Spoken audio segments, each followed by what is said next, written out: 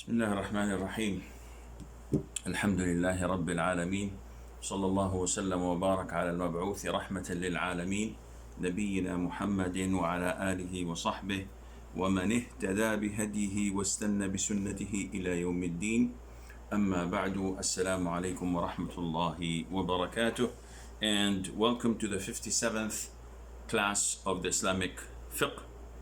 And today we're about, inshallah, to speak about the heirs. You know that we are in the chapter that deals with inheritance. We spoke earlier about the pillars of inheritance, the causes of inheritance, the conditions of inheritance, etc. So now we speak about who are the heirs to inherit. And scholars have made a number or a list of these heirs. So there are 10 male heirs for a deceased. I know that in your book it says 9, but again, this is related to the reasons of inheritance, which we discussed last Monday. And we said that the first two reasons are agreed upon scholars. The first reason of inheritance is marriage. The second reason is kinship.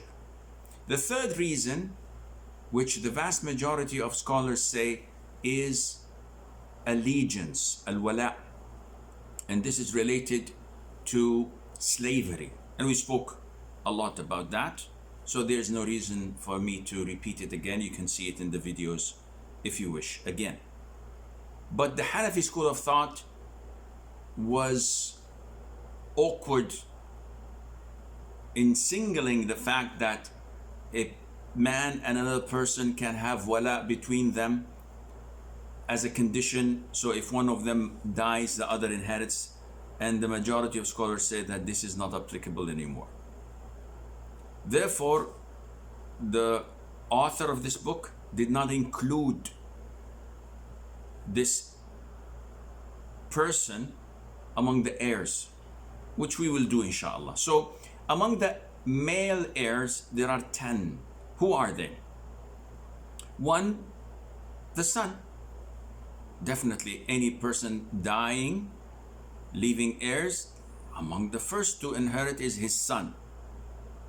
And number 2, the grandsons and lower male grandchildren. Of course, this is providing that there is no one blocking them, no one excluding them.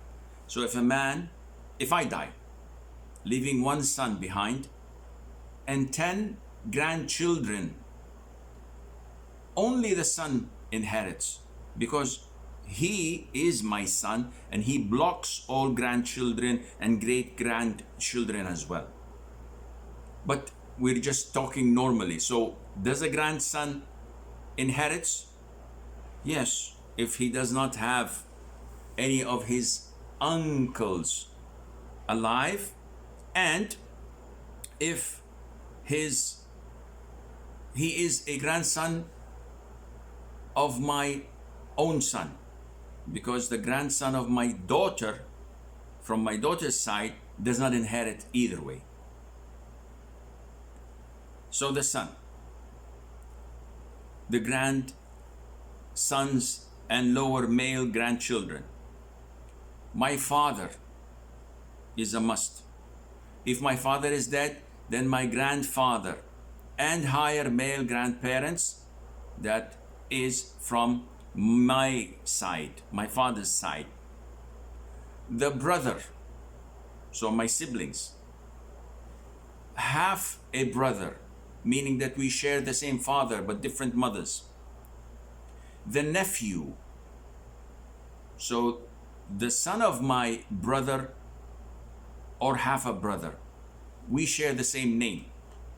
The son of my daughter, the son of my sister, he's a nephew, but he doesn't inherit.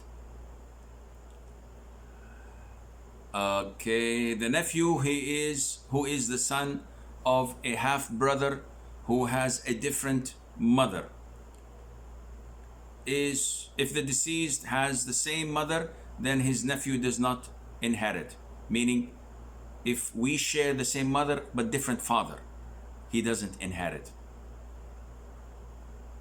7, paternal uncle. 8, son of paternal uncle, meaning the cousin, the paternal cousin, who is a full brother of the deceased father or half brother born from the same father. Same thing. Number 9, husband. And Allah Azza wa Jal, as we've stated before, allocated something for the husband, whether the marriage was consummated or not. And number 10, the master who freed his slave, and the slave did not have anyone to inherit him when he dies. So these are the 10 male heirs of a deceased. Similarly, there are 7 types of women who would inherit a deceased. And the deceased can be a man, can be a woman.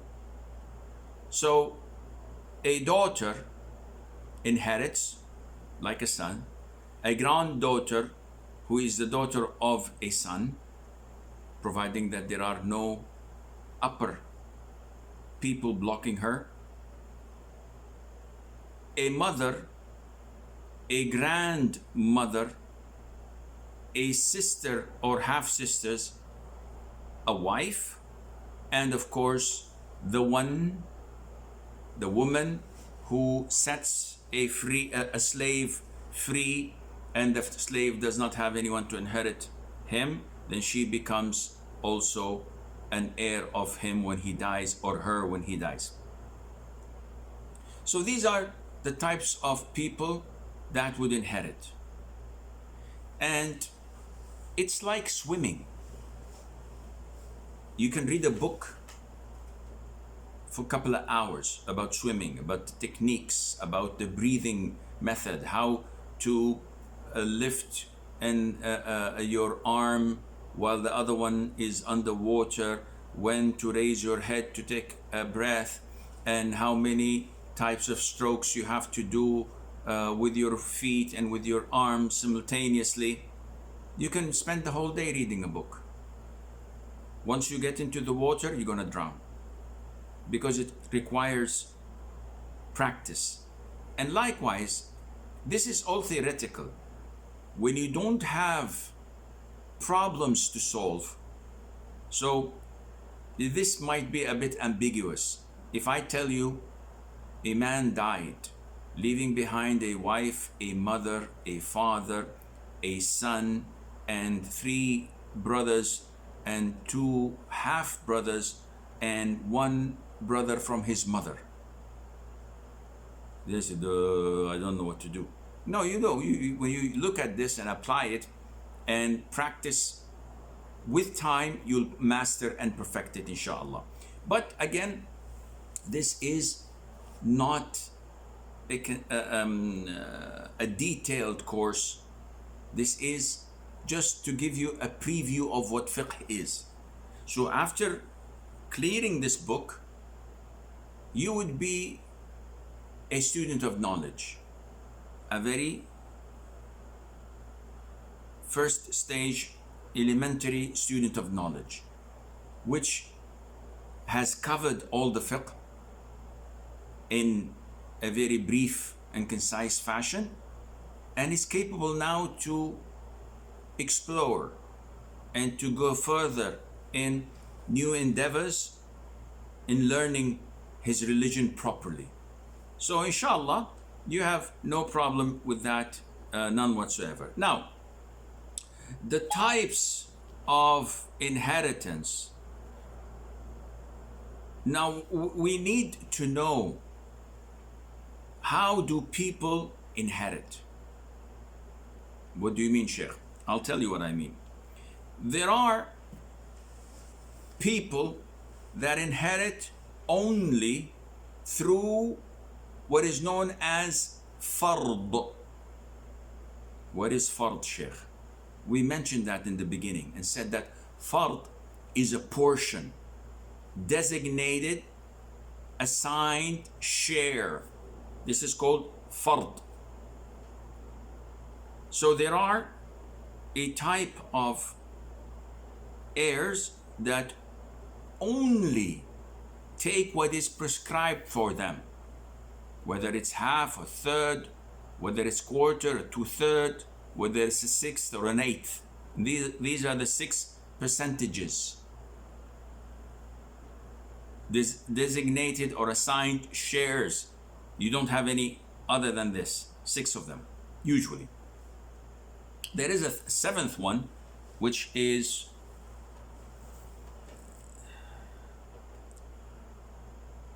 in rare cases where we have to deduct from the mother's share, though she is supposed to get 1/3, but we have to deduct it, it becomes 1/6 of the entire wealth, which is actually 1/3 of what remains after assigning for the husband and the father, etc. But this is something else. So who are given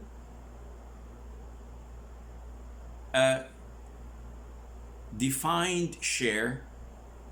This is number 1. Then we have a group of heirs that only inherit through the virtues of kinship. This is called ta'asib, meaning that they don't have a particular share of 1/3 or a half or a quarter, etc. No, they are given among others either the rest after dividing the different fard portions to, or the shares to those, they get the rest, or they share the rest with others. So we have fard, we have ta'asib, then we have a 3rd portion, which is a combination of both. They get, a group of heirs get their share, prescribed share, and then they get ta'asib with others in the same incident. And the 4th type, who either get this or get that, but not combined. And we will give examples. I hope, inshallah, you will expand your horizons. Try to be a bit vigilant and agile in understanding. Maybe a pen and a paper would help, just in case we need to mention something that you need to write down. Maybe, maybe not. So who would inherit the assigned shares known as fard? These are 7 types of these heirs. 1, the husband. And we always know that the husband either inherits half of his wife's wealth or a quarter, depending whether she has children or not. This is mentioned in the Quran, chapter 4, Surah An-Nisa. Crystal clear. If his wife dies, leaving no children, he gets half. If she has a child or more, he gets a quarter. Full stop. But he doesn't get more or less than these 2 shares. Number 2, the wife, likewise mentioned. If her husband dies, leaving no children, she gets a quarter. If he has a child or more, she gets 1/8.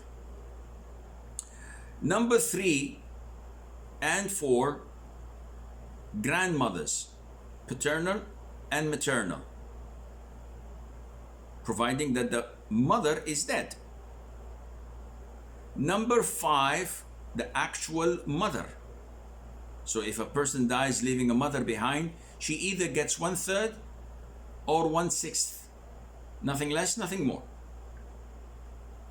And it says in your textbook, please correct this because this is wrong. And her 2 sons, and this is wrong. What the author wanted to write but failed to do so in translating it is the mother and her 2 offsprings, meaning the deceased siblings from his mother's side. I have three types of siblings.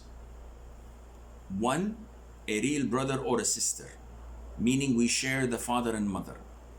Two, half a brother or a sister, meaning we share the father. Our name is the same, family name, but we have different mothers.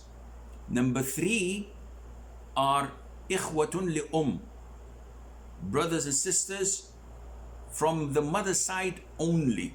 So our names are different. If people see us in the street, they wouldn't recognize that we are siblings because he's from a family and I am from a different family. But we share the same mother. And these brothers to the mother are divided into two types, a brother and a sister. So instead of the one who wrote the book writing the children of the mother, meaning the brothers and sisters of the deceased from his mother's side, he wrote her two sons, and they're not males, one male, one female, and each one has its different ruling. So if and this is going to take a lot to explain, but you have to understand that two sons is wrong, cross it off and say the son and the daughter of the mother of the deceased. So we are referring here to the two sons, not of the deceased, rather to his mother. They are his siblings only from his mother's side, the brother and the sister. And what after it is also wrong, the full and half brothers of the deceased. This is, you have to cross it out because it is not correct, and Allah Azza wa Jal knows best. Number two, the heirs who do not have assigned shares. There are 10 of these known as ta'asib. So those who inherit such heirs are not inheriting through a fixed share. They don't have a percentage. They are inheriting rather through ta'asib, the virtues of kinship. And who are they? The son, the grandson, the full brother, your sibling, his son, half brother from the same father, his son, full paternal uncle and his son, paternal uncle from the same father and his son.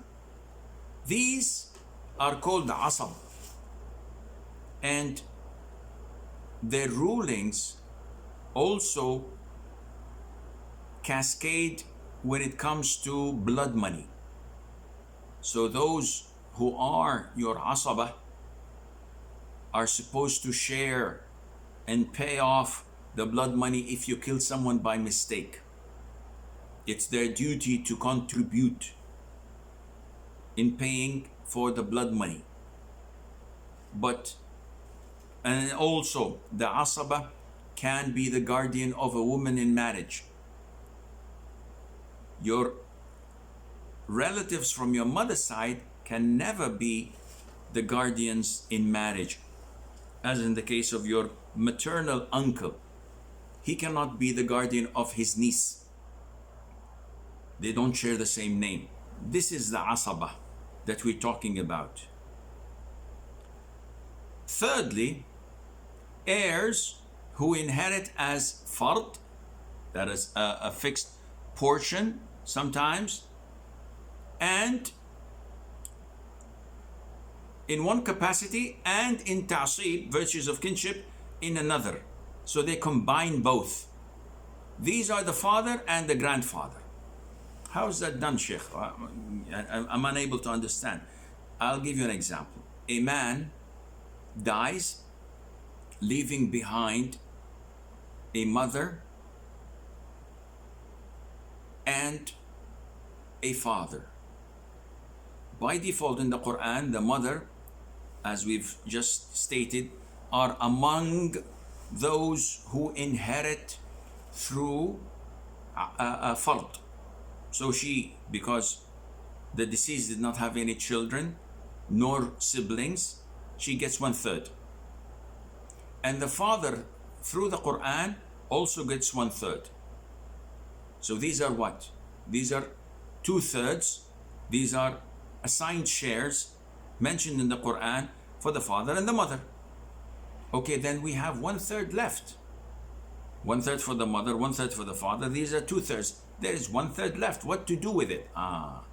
Because he did not have any offspring, then the father, being the closest to the deceased after his son, he doesn't have any sons, takes the rest ta'asiban, through the virtues of kinship, because he's related to him.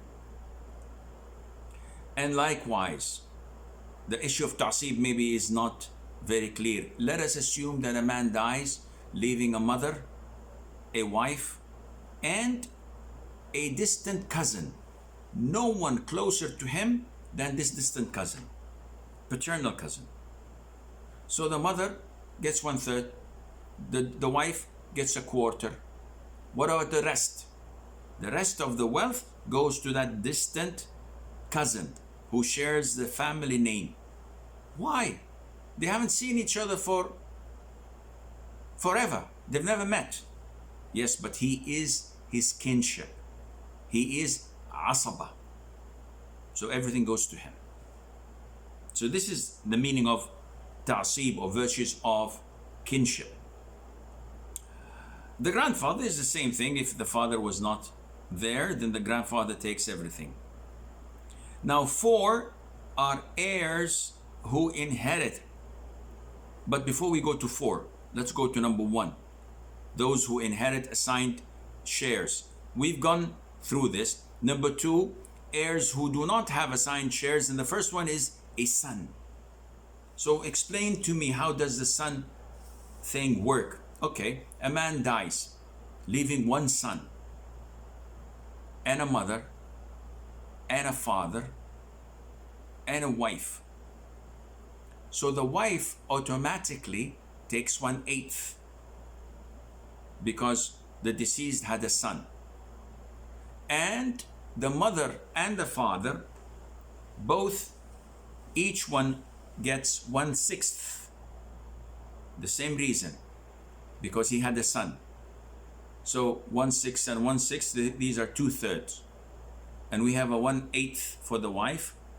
We have to make a calculation. I don't know what's called in English. I think to look for the common denominator on the lower part of whatever is called, and then we reach a conclusion and know the portion of, or the rest of the wealth. Where does the rest go? It goes to the son. Whether it's big, it's small, it is called, the rest goes to the son. Ta'asib, and virtues of kinship, and he's the strongest. The son is stronger than the father in inheritance. The father gets only 1/6. He doesn't get everything else because there is a son preventing him from that right of his. So number 4, heirs who inherit as a fard in one capacity and ta'asib in another capacity, but do not combine both. I don't know if I made some examples here, but it seems that I have not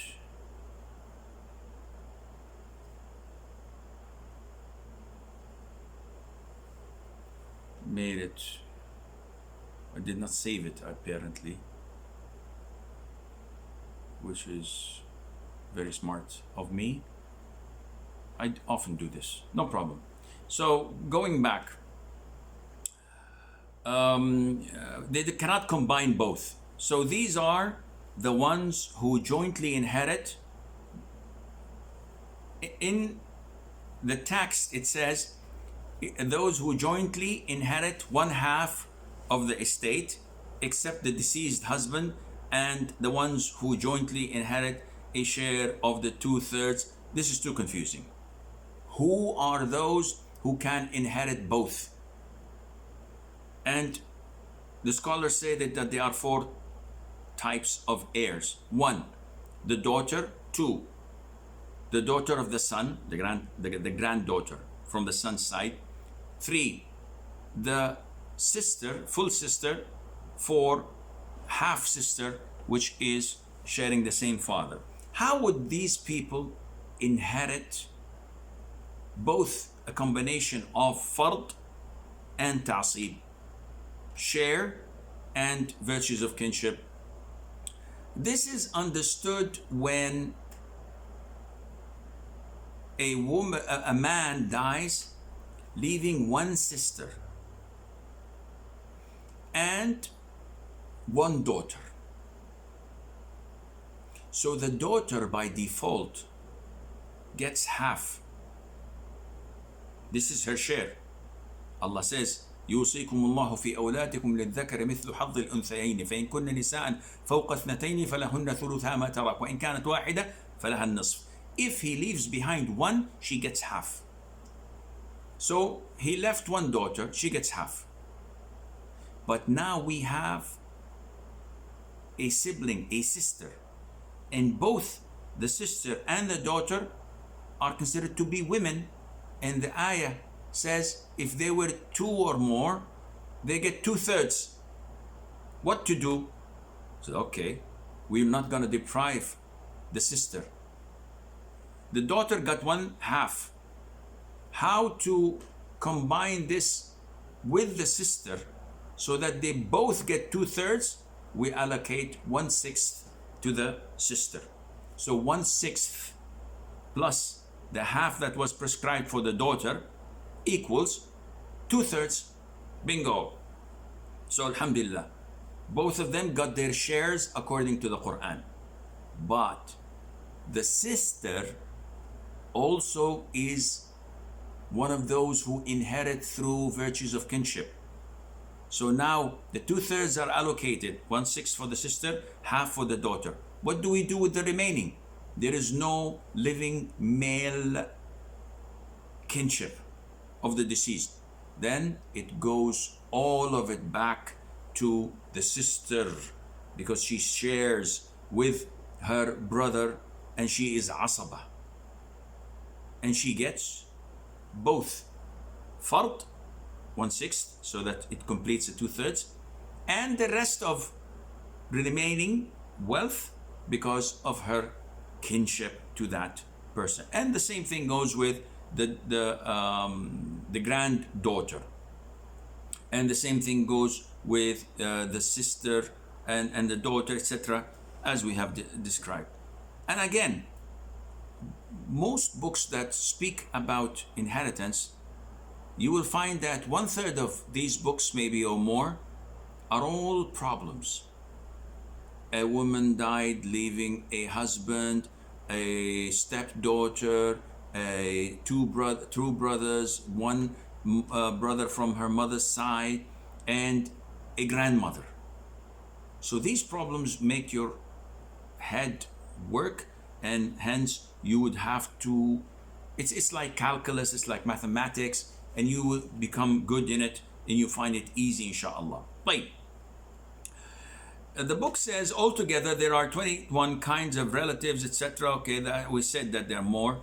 The assigned shares from them differ according to the types of relationships, and maybe, so when we look at the assigned shares, we said that they are 99% 6 shares.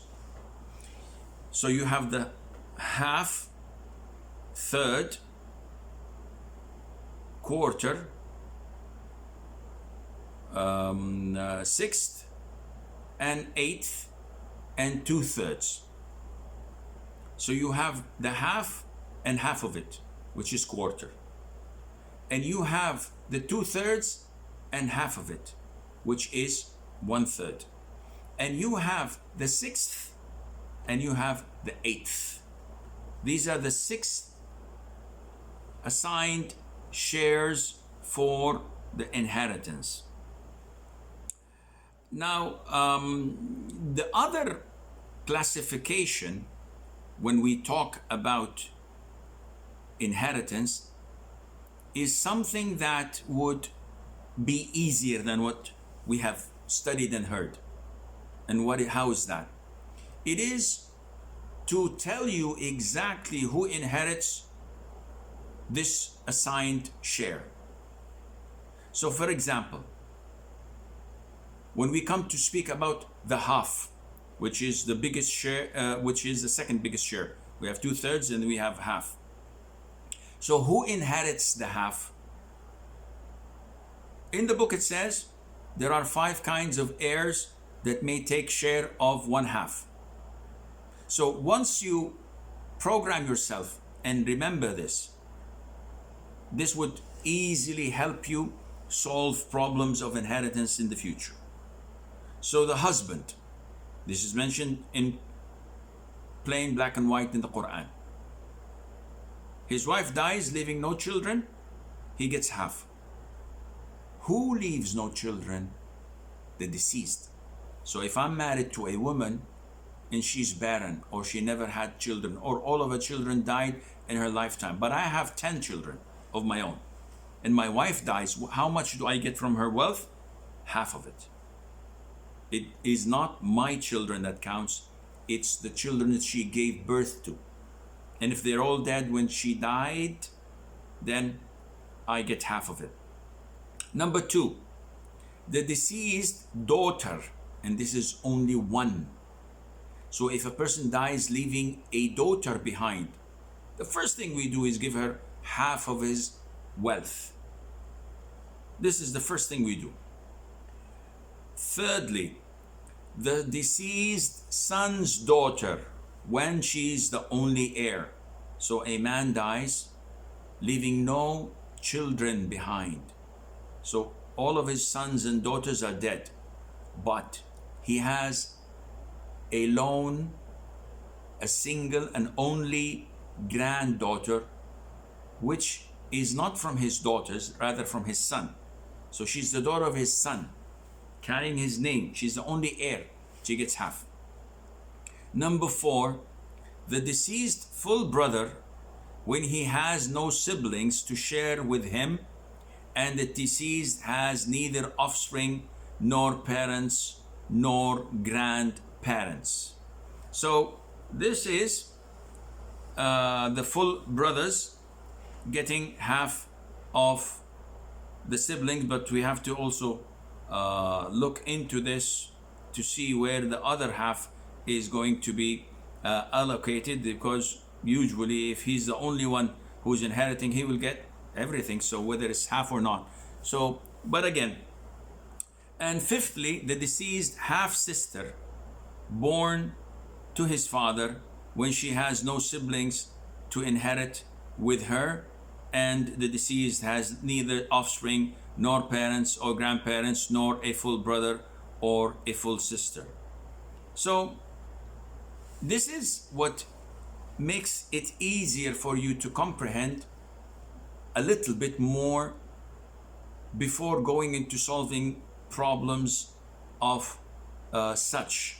And maybe next time I will be a little bit more careful to note down some of the problems so that we can discuss them, so that not just only to solve them, because we have to understand how inheritance is divided. And without solving problems, we will never ever be able to do that. Without jumping into the pool, we will never ever learn how to swim. So inshallah, if I don't forget, I will try to note down some of these problems to be discussed, inshallah. I think we will stop here and go to the questions. And we have from Alpha, Tamim says, what if she, I don't know what does that mean. What if she initiated to be divorced and left without staying for 3 months, iddah, and forced her way out and deposited the ula without your consent in the bank account. Akhi, I have no idea what you're talking about. The best I could have made was that a woman is requesting divorce, the husband is refusing, and she goes, she runs away, leaving the home, and she deposits, I think, her dowry in exchange for khul' without the husband's consent, because the husband did not agree for khul', and she deposits it in his bank account. Would this count? The answer is no. It is not the Wild West where she can just barge in or barge out from a marriage. Either he divorces her or she applies for khul' and he accepts. And if he does not accept to divorce or to give khul', she has to go to the Islamic center or to the Muslim court and demand that she's separated from him. But running away and depositing the money in his bank account, this doesn't make any difference, and she's still legally and Islamically married to him until it's resolved in a Muslim court. Karima Qandil says, if you were in the US and gave someone $100, which equaled 20 Kuwaiti dinars, after 10 years, the same $100 equaled 33 Kuwaiti dinars. Is it riba to pay it back in Kuwaiti dinars currency with the new value, or to return it in US dollars, same amount? Well, this depends, Karima, on the agreement. If the person, when he borrowed from you, borrowed $100, then you must return $100. If he borrowed Kuwaiti dinars and you transferred from the US to Kuwait this amount in Kuwaiti dinars, he is obliged to return it in Kuwaiti dinars.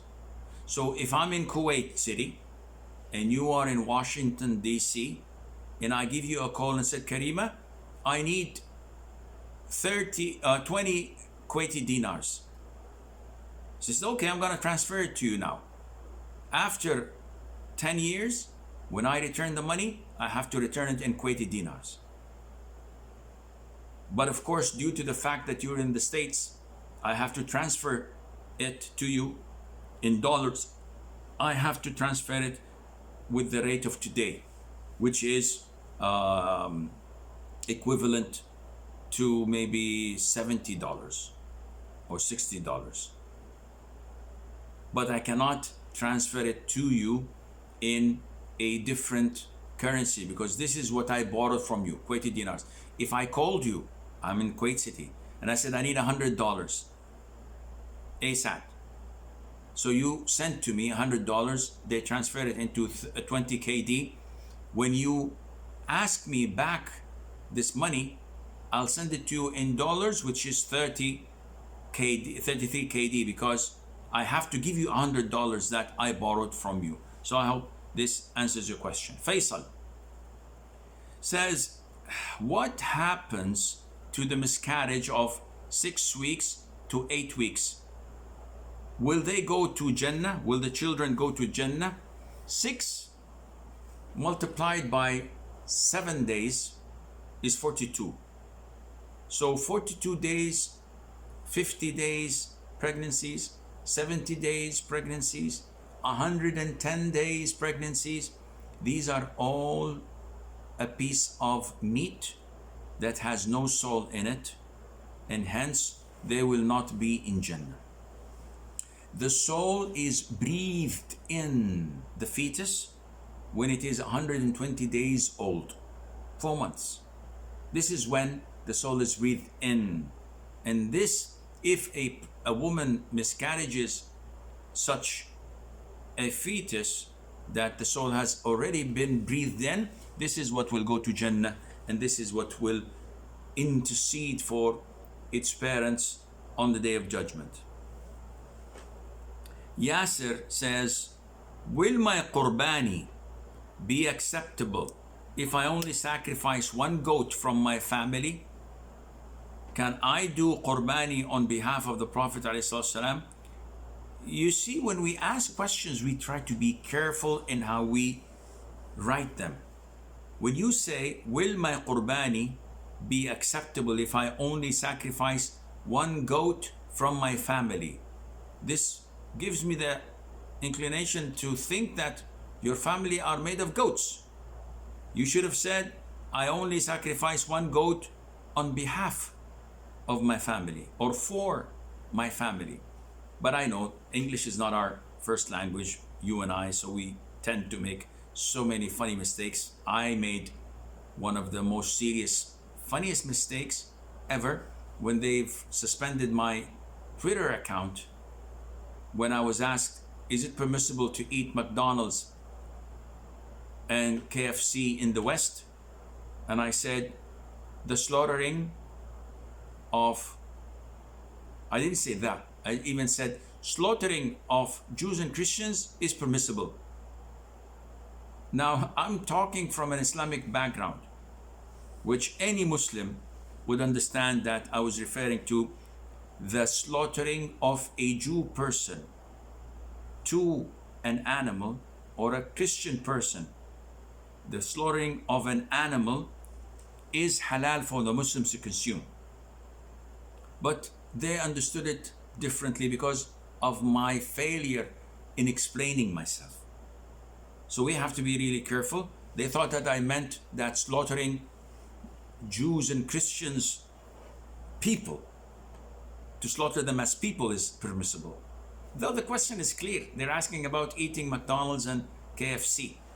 But anyhow, let's be careful rather than being sorry. So, Akhi Yasser, to answer your question, we have to know that the Prophet ﷺ slaughtered one sheep on behalf of his 9 wives. So one sheep is sufficient for your whole family that the families are dependent on you. And scholars say that if a family lives under one roof and there are 20 or 30 of them, and maybe 5 men are working, so I have a joint family, 5 of my children are earning, and they have wives and children of their own, yet they all eat from the same kitchen, that is my kitchen, that I provide with money and food. Scholars say 1 ram is sufficient. Now I have the option of slaughtering anything of bahimatul an'am, whether it is a camel or cow or a sheep or a goat. So if you sacrifice a sheep, the minimum age is 6 months. You can't sacrifice someone that is younger. 6 months and above is okay. When it comes to goats, it's 1 year and above is okay. Less than 1 year is not permissible. So if you slaughter a goat or a ram or a sheep, all of this is okay, inshallah, without any problem in that. Can I do qurbani on behalf? Of course, qurbani is the Urdu word for sacrifice, udhiyah. The Arabic Islamic terminology is udhiyah, and we should stick with that. So, can I do udhiyah on behalf of the Prophet ﷺ? Well, did the Prophet ﷺ ever instruct his ummah to do so? The answer is no. Did the companions ever did something on behalf of the Prophet ﷺ, though we acknowledge the fact that they've loved him more than any one of us? The answer is no. So this clearly indicates that sacrificing on behalf of the Prophet ﷺ is a clear innovation and that it is not permissible, and Allah Azza wa Jalla knows best. Shujat says, if a father's will says all goes to one son, and he had other son and daughter, how his wealth after his death be distributed? Very easy. You take the will and you tear it apart and you throw it away, because this is an invalid will. The Prophet ﷺ invalidated it when he said, La wasiyyata liwarith. There is no valid will to someone who will inherit. So I have a son, I have a daughter, and I have a wife. I write in my will, after my death, my wife takes the house, and the rest of the wealth is distributed according to Sharia. After my death, the will is thrown in the dustbin, because my wife has no right other than 1/8 in my wealth. She cannot take or accept anything more. So this is an invalid will that cannot and must not be fulfilled. And the father, for writing such a will, has written a prohibited will, and he's sinful for that, and he will be held accountable on the day of judgment if he had knowledge. Number two is if one son has helped his father building a home, what are the rights of the other siblings on that house? Please clarify. We've answered this before, I think, and we said this depends on the intention and whether it was documented or not. If I have 4 or 5 boys who are earning, and I'm about to add a floor or 2 to the existing house, or I need money in building a new house, and one of the sons generously gives money to me, and there is no agreement, neither verbal or in writing, that this is a loan. Ask his siblings, and they say, Wallahi, our brother is the most generous. He gives our father money without account to build his house. Ask the mother says, yes, my dear beloved son, he's so generous. He's giving us and helping us to build the house. Once the father dies, this beloved generous son cannot come and say, listen guys, I paid for 40% of the house, it belongs to me. A'udhu billah, this is not permissible. Because as a father, had I known that my son is lending me money, I would not have accepted it. I would say, no, I don't need your money. This house is mine. And when I die, I want it to be distributed among all my heirs equally and according to Sharia. So it is your fault as a son for not clarifying it. There's nothing wrong at all in saying, oh dad, listen, I'm gonna transfer $500,000 to your bank account, but this is a loan. Either you pay it off in your lifetime, may Allah prolong your life, or I will take it from the wealth you leave behind after your death. Is that okay? If he says, yes, son, of course, this is your money. Then I said, okay, I'm gonna write a paper, you sign it, and I'll have 2 of my siblings or 2 of our cousins or 2 strange men testify to it. This is right, and you can claim that money if you wish afterwards, but not before that. And Allah Azza wa Jal knows best. Saud Habib says, one very important question I need to ask, please. I joined Maghrib and Isha, but because I had very less time for Isha, just because before the midnight, so I decided to pray Isha first, then I prayed Maghrib. Are my both prayers valid, or should I repeat both or any of them? I don't know. Wallahi, I have so many questions and I keep losing track if I have answered this before or not.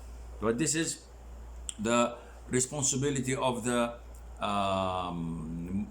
administrators of the Islamic Fiqh webpage. It's their duty to make sure that I don't get repetitive questions, because like I said, I have so many different places where I solve so many questions, so I don't know which one is which. But nevertheless, Maghrib has been already missed. So now you want to pray it at Isha time. So when you pray Maghrib, would it be a prayer offered on time or a prayer offered as qada? Definitely it is prayed qada, because it's not prayed at Maghrib time. Therefore, scholars say if the following prayer time, which is Isha, which you did not pray, has come to an end, which allows you only to pray one prayer.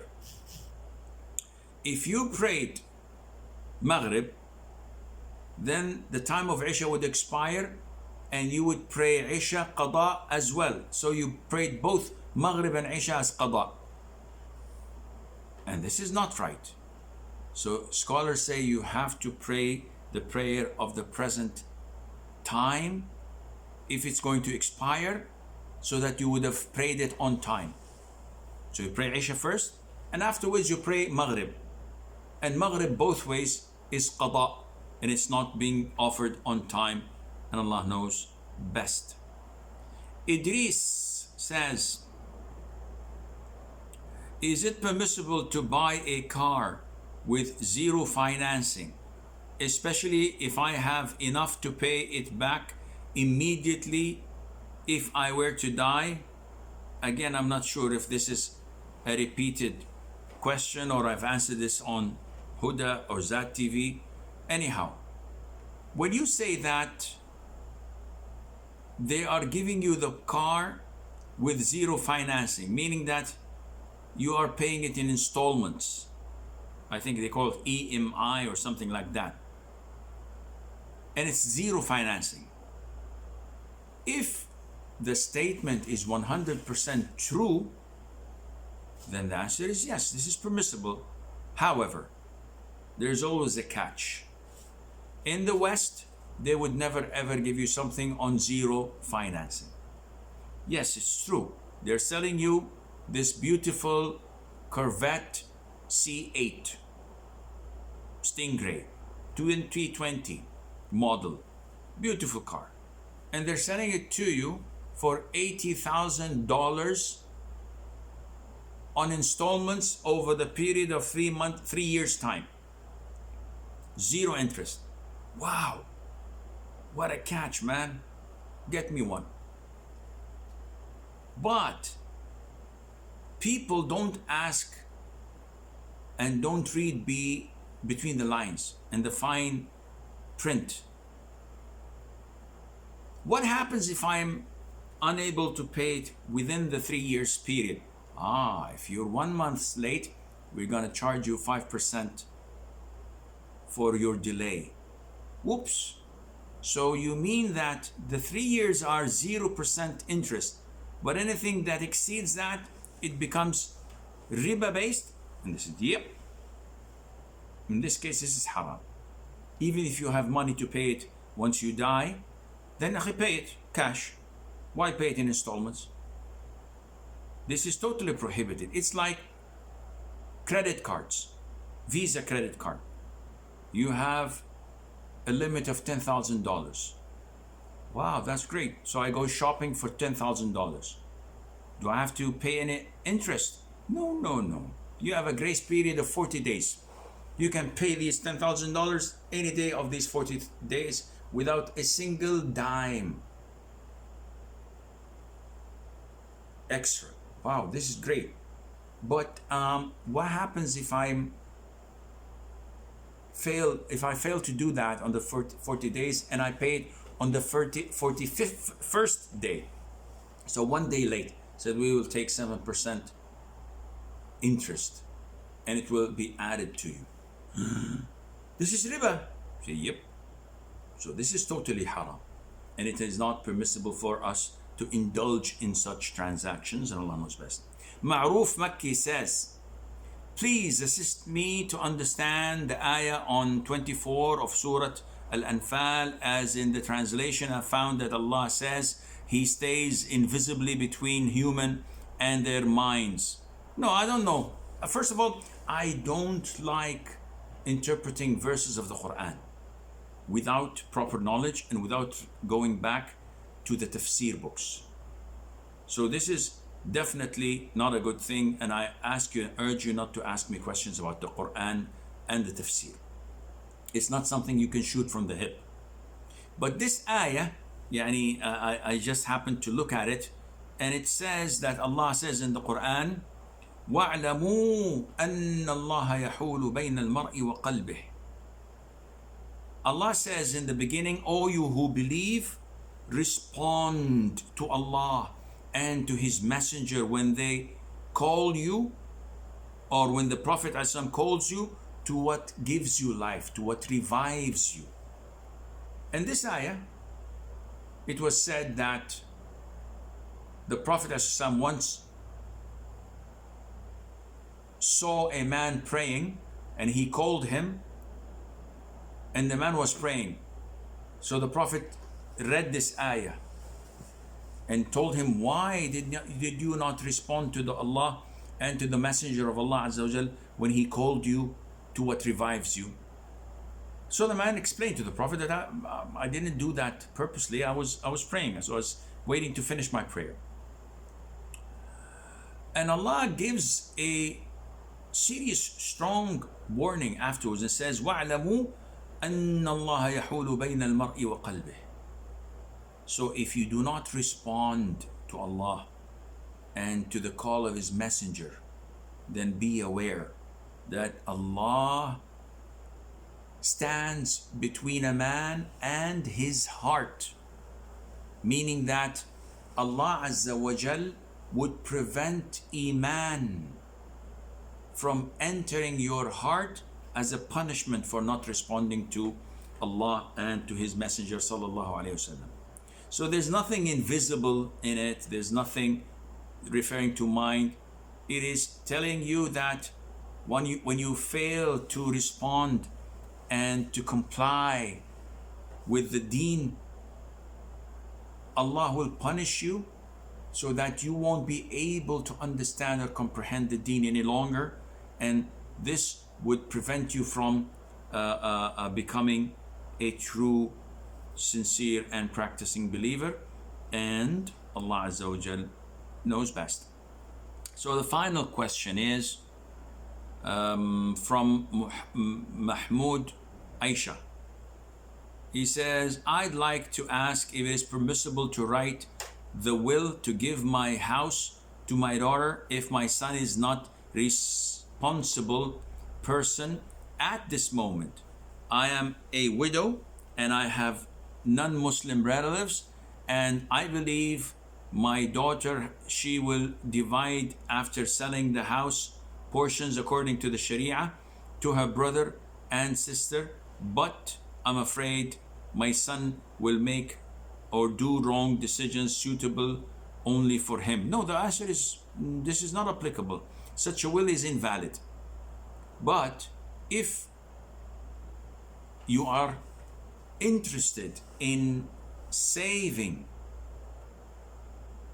the money that your son may inherit, or you're afraid that after your death he would overrule his sisters and take everything, in this case you can put in your will that after my death the house, the property, the wealth I leave behind are divided as follows. So if you have a son and two daughters only, no parents, no husband, you say that the son takes half of it and each daughter has quarter of it. The other alternative is that you sell the house.